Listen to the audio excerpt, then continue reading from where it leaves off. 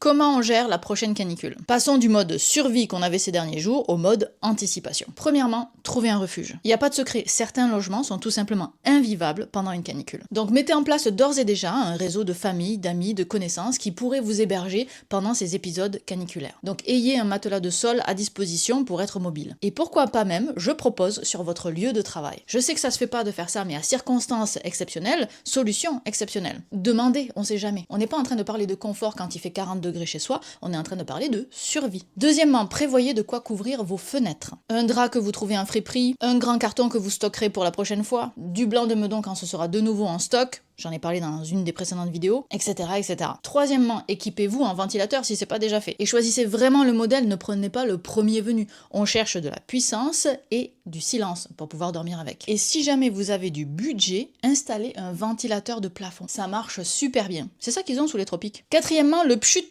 Le combo pchut éventail, ça marche super bien pour se refroidir. Vous n'avez pas besoin du brumisateur en aérosol qui est assez cher et qui rajoute des déchets. Vraiment ce genre de choses qui coûte 3 fois rien, ça fonctionne très bien. J'ai même utilisé mon pchut pour refroidir mon téléphone qui allait s'éteindre à cause de surchauffe et j'en avais besoin pour prendre mon billet de train. Et donc je l'ai aspergé avec mon pchut. Mon téléphone est étanche, évidemment. Cinquièmement, gardez des bouteilles vides, des petits sacs, des bacs à glaçons pour pouvoir congeler l'eau avant que la canicule n'arrive. Parce que le frigo, quand on lui demande de travailler, il fournit aussi de la chaleur. Donc idéalement, on essaie d'avoir des stocks de glaçons en amont. Regardez la météo et si vous voyez qu'une canicule arrive, commencez à prévoir vos repas en amont. Idéalement des plats qui se mangent froids ou alors des plats qui se réchauffent au micro-ondes.